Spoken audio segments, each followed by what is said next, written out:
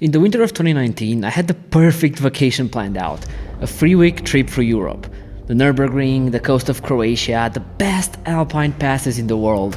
All of this and many more in those 3 magical weeks. Skip forward a few months and the thing hit the world. And with it, any traveling outside my country just fell through. Bummer. Still, I didn't want to waste my entire summer doing nothing, so I planned something else. 9 days from my homeland, Romania. I realized that at this point I didn't really know my country that well. There are a lot of amazing places that I haven't seen yet, and you know what? This was the perfect moment for it.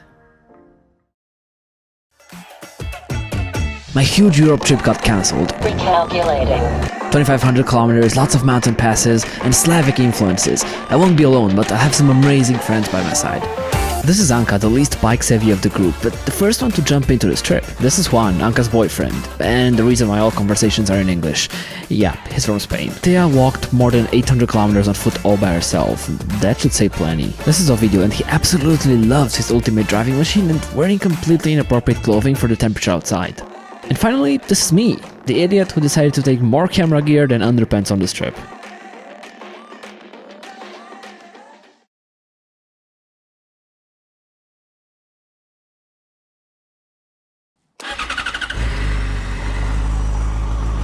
Started beautifully and pushing beautiful. So up a little bit so I'm not late, but I'll be good.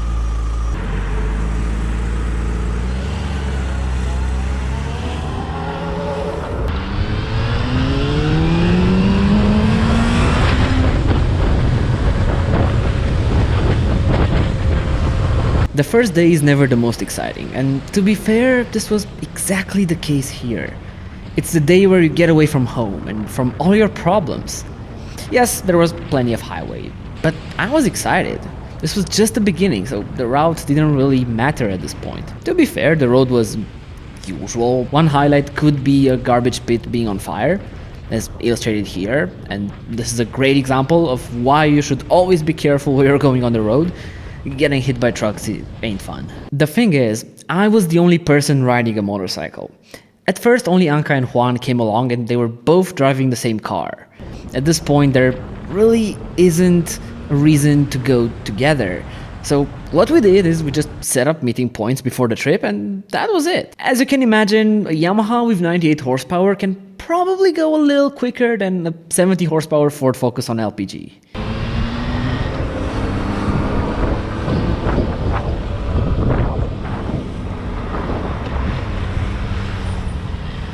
First touring tip. Tank bags that have a transparent top for your phone are absolutely useless. They are fine if it's cold outside, but apply any heat into the equation and your phone will start to overheat and shut off. What this meant for my trip was a lot of U-turns. Thank you Waze for taking me 20 kilometers one way just to tell me to turn around. U-turn!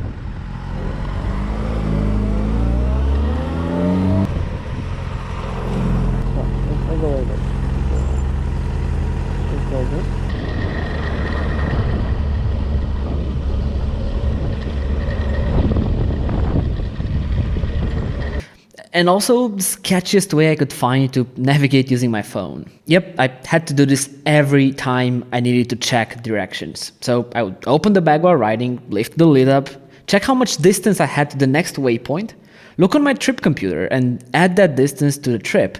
And then I knew whenever I reached that certain kilometer, I had to turn right, for example, or whatever other direction I had to take.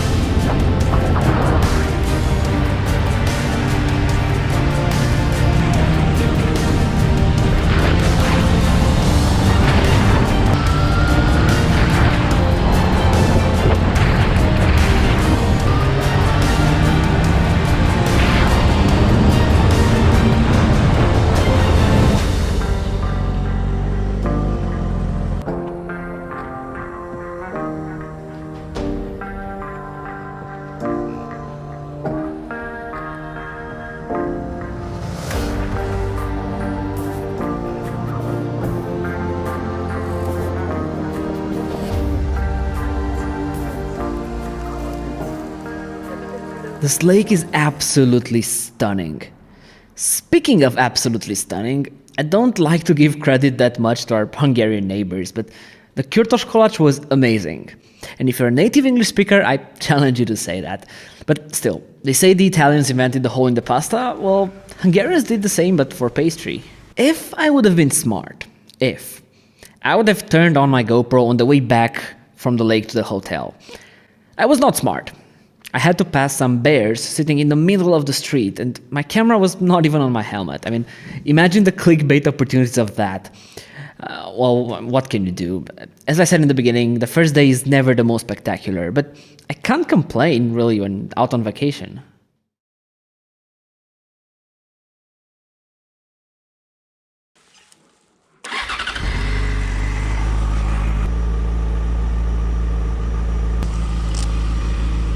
So, second morning, had a decent sleep, kind of. Had a lot of mosquitoes, but whatever.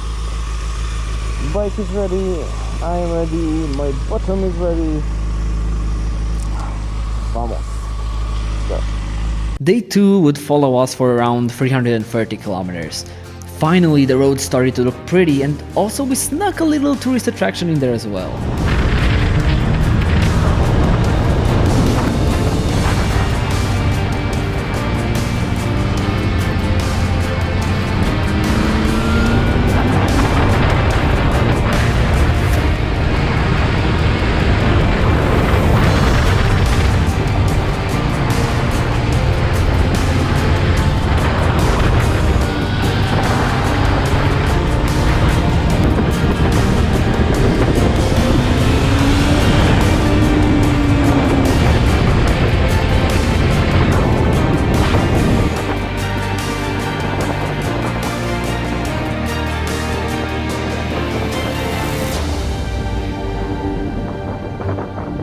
Plan was also to visit the muddy volcanoes.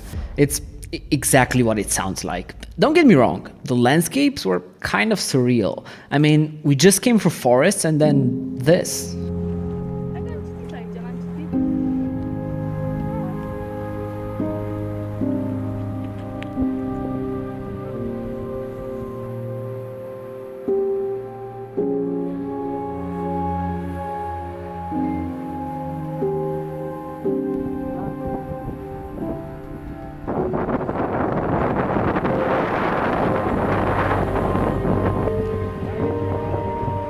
So far, this day was great, except I skipped over one little detail. In order to get to those volcanoes, we crossed into the southern part of Romania. And that meant that the road transformed from an absolute dream into an episode of Final Destination.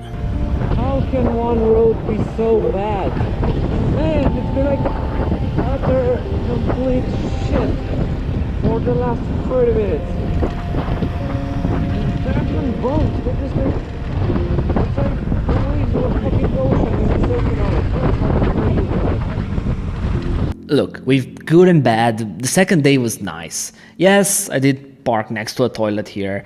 You can joke all you want.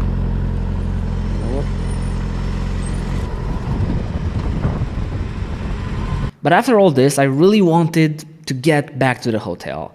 Summer in Romania can be brutal.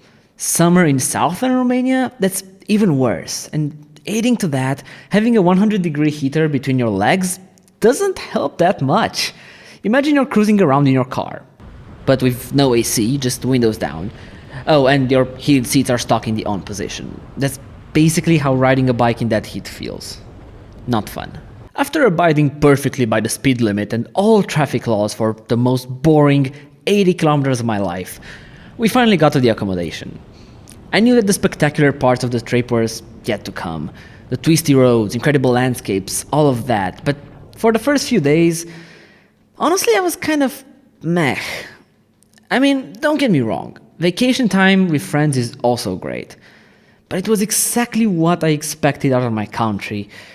Beautiful places, shitty infrastructure, and there always has to be something. We may have the best lake in the world, with the best view, best activities, but we'll make sure that the road requires a Sherpa in order to get there.